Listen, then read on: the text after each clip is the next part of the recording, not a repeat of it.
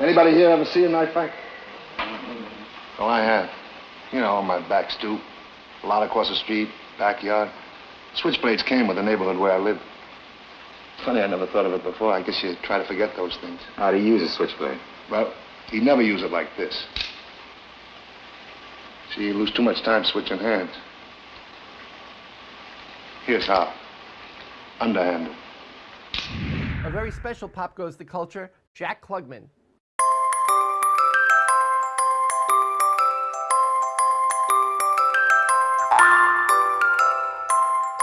Hi, I'm David Levin, and this is another brainy episode of Pop Goes the Culture from the archives. Today, part 3 of my 4-part conversation with the late Jack Klugman. Today, Jack opens up about cancer, how he lost his voice and almost his career, how he came back, also his favorite guest stars and episodes on The Odd Couple, and how he reunited on stage with Tony Randall. I mean, you had some real major people on. It was like Monty Hall. Oh, we became friends. But we were friends, I think, before then. We were good friends. I had to go to his house for dinner. And his wife, she's a wonderful producer. She did a couple of good shows, won an Emmy and everything. That is a funny show. All those takeoffs on those shows, because there were really parodies and satirical. I remember once we did a rehearsal, and he kept raising his hand. I said, all right, you be the contestant, I'll be, hello, pick me, Bryson. That's great, they're gonna pick you. There's a half egg salad sandwich coming. Eat me, and they're gonna pick you. It was so fun. We did 2 of them. They were funny shows. They were good, and Marty was wonderful on it. And the Password Show, one of my favorites. That's my favorite show. Was it? I said mayonnaise. He said Lincoln. I said, what do you mean? He said, well, it's a well-known fact that Lincoln loved mayonnaise. It was so crazy. That's why he was so wonderful, and why there'll never be another Felix like him. Though Matthew was wonderful, but he really tried to help you. Don't you understand? He said to me, and I'd done the outtakes in the book that we give away free. He says, it's like an isosceles triangle from you to him to me. Well, it doesn't make any sense. But he says it with such conviction, trying to make me understand that I break up. I laugh. He broke me up so many times because his intensity was, in trying to help you was so strong that but it didn't make sense. He was so funny. Tell me about some of the outtakes. Well, first, we never did spit takes because they would be honest, you know. If you're saying something, somebody says outrageous, spit up. You know, Molinara do a tribute to spit takes that I think is hilarious. I show it when I do my one-man show. I say, I want you people to come along with me. We're going to be together for 2 hours, so I want you to laugh. I want you to get the show off on the right foot, so I can't think of anything better than 4 minutes of outtakes of The Odd Couple. And it never fails. They laugh. They're a little resistant at first, but then when they get to that part, they just guffaw. And old Molinara coming out dressed as a woman at the end, all disheveled. And I say, what happened? He said, some men won't take no for an answer. Oh, Molinara, he's so funny. I mean, it was wonderful. They're wonderful outtakes. You don't get them anyplace else, except if you buy the book, and it comes with the book free. That was my idea because it got people laughing when I did the world. I used to be on boats and ships running. I would show them, and it really worked like a dream. That's a nice treat. Yeah. That's a nice treat. How about when Billie Jean King and Bobby Riggs came on? That was an amazing. I made a lot of money when they played because I knew she'd kick his butt. And they was given 7-2 odds in his favor. I couldn't believe it. I put down some of I think the most money I ever made gambling. I knew she'd kill him. First of all, she was so competitive. He was fooling around, but he was a good player. But he was not in her league. I mean, I don't care. I just loved that. He wasn't as competitive as she was. He was a show-off, but he's a good man. People like to lose to him. Gary Marshall and Harvey Miller came back and said, we just lost $100 a piece to Bobby Riggs. But they were happy about it. He played them with one hand tied behind his back. And he played one hand and he beat both of them. They played together and he beat them. He was good, but not good for Billie Jean. And she was wonderful. She was a wonderful guest. And I loved watching them play ping pong. They were good. I mean, they could play ping pong. They were athletic. She was wonderful. He was fun too. That was a great moment. You know, you took sort of this cultural iconic moment and sort of whittled it down to size. Yes. You know, and that's what lives on. Nobody watches but the ping pong game. I know. The Odd Couple. That's what remains. Well, if they ever show that, but it has to be built up. You realize that all the ballet that got men against women, tennis players, and why are women getting less money, and why is it only 2 sets? So it was a whole lot of ballet before they came on and played. And that was, you can't do that now. You can show it, but you can't see what went before. But a television show is just a funny thing. It was a great moment. You had a lot of great moments on Oh, it was a lot. That was when I loved the 3 cameras. When the 3 cameras came in, and we never hit. We were always canceled every year. We were in 52nd, 60th, and we were never in the top 40 because we were on Friday night and people couldn't find us. And Tony would say to me, "What's wrong?" I said, "Listen to that audience in the studio. They're falling about. Once they find us, when we go in syndication, we're going to do well. I know it." Because they would just, I mean, we had the best comedy writers, and we worked till 11 o'clock every night. I knew we had a good show, and that was wonderful. And Edward Villella came on, and I didn't know who he was. Well, he would turn, I watched him dance, and I just went crazy. He stayed up in the air. He was so wonderful. But he was a good friend of Tony's. And he was teaching me, like I was doing some exercise, where I was going, yes, as I was going down, but I didn't know. I couldn't get up. So I was, yeah. And then as I was getting, no, and I went all the way down. I couldn't get up. These are things that happened during rehearsal. That's why it was so much better with 3 cameras than 1 camera. The first 15 shows are 1 camera, but there was one camera show about the parrot that I just loved. There was another guy who wrote Where's Papa? That was a good show, Richard Crane. That was wonderful. Do you remember doing the last episode? Yeah, I remember. I always want to get out of things. I mean, when I was in Gypsy, after 3 months, I went to Ethel. I said, "I want to get out of this." She said, "What are you doing? It's a hit." I said, "Yeah, but I want to." She said, "Well, I'm not going to let you out." She said, "You're too much of a supporter." I said, "Yeah, I'm a jockstrap. That's what I am. I want to get out." She said, "No, you're never going to get out." She said, "You're going to serve the 2 years." That's it. I served 2 years. But it was a great musical. It was wonderful. And to be associated with those people, Jerome Robbins and Steve Sanabili, real geniuses I ever worked for. They were wonderful. And so the last episode, I wanted to get out. 5 years, I think I could have run more. But because the fans we did have were loyal. So when the show was on, I ran, "I'm free at last." But I was doing it because he was moving out, because he was getting married. I said, "No, but I was free to do whatever I wanted to do."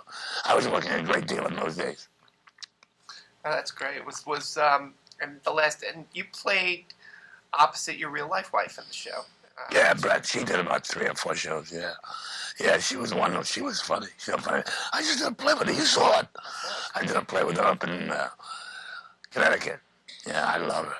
And Stropple is just a good writer. I can't get him done anywhere. We'll work on that. Oh, yeah, okay. When The Odd Couple finished up, years later, you had your throat cancer, and then later on went to do The Odd Couple. Well, that was all through Tony. Yeah. Talk about if you would when the things start to happen with your life. Well, I always had a little trouble because I was a smoker, and when I was doing The Odd Couple on Broadway, I had a little trouble. So I went to see a doctor. He said, "You have leukoplegia, which is the beginning of cancer. Now, if you stop smoking, it might reverse itself." Very tough little, wonderful Maxwell doctor. He was great. I said, "Well, maybe I can't stop smoking." He said to the nurse, "Don't charge me. Get out of here. Get out. You come to me for advice. I tell you, you tell me you can't stop. Get out." I said, "Wait a minute." So I stopped smoking, and I went back 3 months later. And he said, "You have virginal cords. You have the same chords that you had when you were born. It's reversed itself and you're wonderful. So I went out and bought a pack of cigarettes. And I started again. Well, what took you 40 years to get? Now it takes you 4 months because you become allergic to it, susceptible. And I started to have trouble, but I didn't stop smoking. But I started to have trouble. I stopped, and eventually first I had radiation, and then I had the operation. When I came out of the operation, they didn't know how bad it was, and it was worse than they thought. And Maxwell was unable to operate, but it was his procedure. He said, I found a kid with golden hands. He's going to do the operation. A guy named Hugh Miller. He was a guy with golden hands. He was called the Surgeon of the Year. He's retired now. So he was wonderful, and he did the best he could, which was wonderful. He saved my life. But I couldn't speak. I had no sound at all. I could only whisper.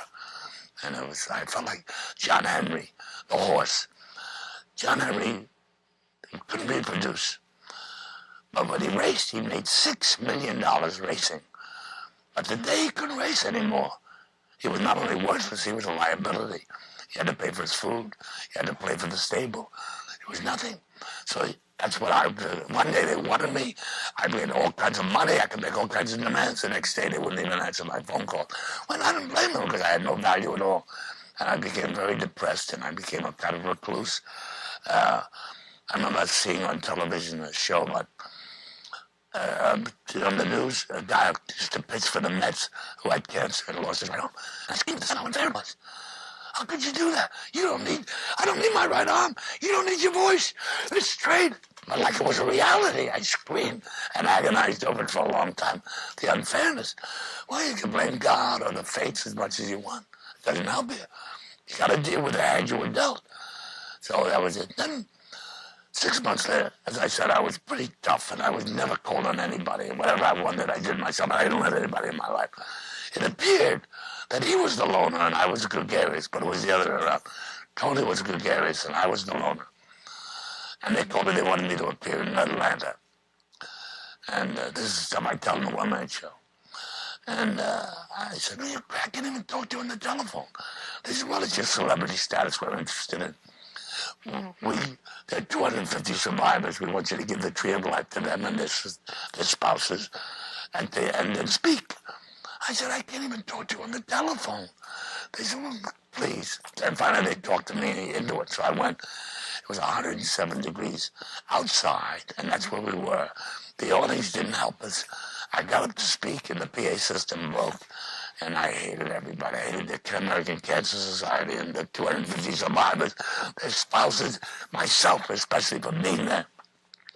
Now I had to present the tree of life to these people. And, oh, God, I don't want to do it.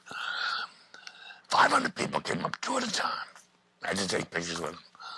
And they came up. Now, one person out of the 500 used the pronoun I. They said, we love you. We prayed for you. You're going to make it. You look great. I mean, I never accepted, maybe when you get sick, you become needier. I never accepted that kind of love or support. I never experienced it. I said, I'll be right back. And I went in the building, and the men's room, and I had a happy cry. And I came back, and I gave that tree of life to 500 people. And all I took 250 pictures. And the grin on those pictures was genuine. And that was the crack in that protection that Tony exploited and just pushed it aside and said, it's all right to be vulnerable. He handled my vulnerability with Kid Glove. Don't worry about it. Let me in. Let the kids in. And he did, and that's what happened. How wonderful. That's the silver lining to the... Yeah, and then there was a guy, Gary Katona. The rag said I was going to die. Anyway, so I did a show on the Entertainment Tonight saying, I'm not going to die, I just can't act anymore. This is 3 years later. So Tony, I went to see him. So he gave me these violent voice exercises. And he said, I think I hear a sound. I said, I think you hear money. He said, well, what do you got to lose? Try it. So I tried it with Gary. He was wonderful. And he gave me a sound, a little sound, but I was able to be heard. Tony calls me and says, if we could do one performance of The Odd Couple on stage, I could make $1 million for my theater. I said, what are you smoking, Tony? I can't even talk to you. What are you, crazy? So I told Dad, I said, Tony called him. I made fun of it. He said, tell him in 6 months you can do it. I said, he said, tell him. So I said, my teacher said in 6 months I can do it. So Tony said, fine, give me time to publicize it. And I worked like Rocky. I mean, I did exercises and I worked out and I got in good shape. And I went to do it. And I said, Tony, they're not going to hear me. He said, I promise you they'll hear you. They love you. I'll mic you. They'll hear you. That's what he said. So I trusted him. So now it comes opening night. Before I come on, Oscar comes on. There are 4 poker players getting big laughs with normal voices. And the people paid. There's $1,250,000 in the till. People paid $25,000 for 10 seats. And plus going to the party. Who were some of the players that were sitting at that table? Oh God! We had Marty Sheen playing poker. We had the African American that did not Rappaport. Ben. No, Ben Green. No. Cleveland Little, which I had done David Frost with him, and we had Jack Weston, and we had Abe Vigoda. And then what a cast. I mean, it was just unbelievable. And they were wonderful. So they were getting big laughs. So I came on. I said my first line. And it was only a little sound. And I heard them moving around in the chairs uncomfortably. And I knew, what was that, crazy?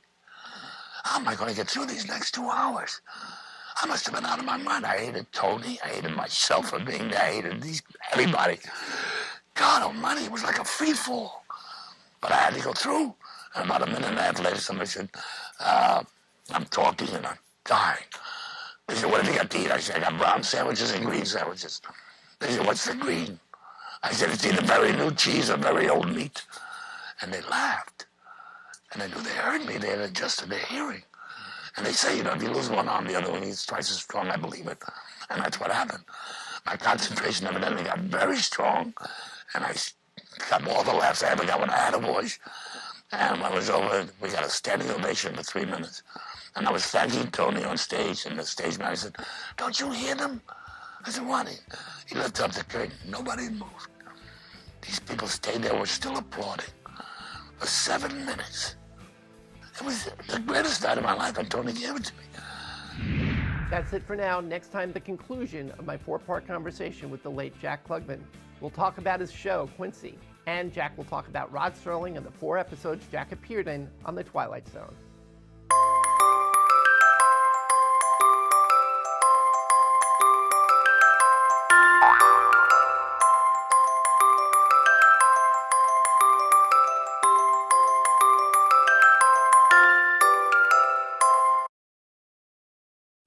Ouch! Ooh.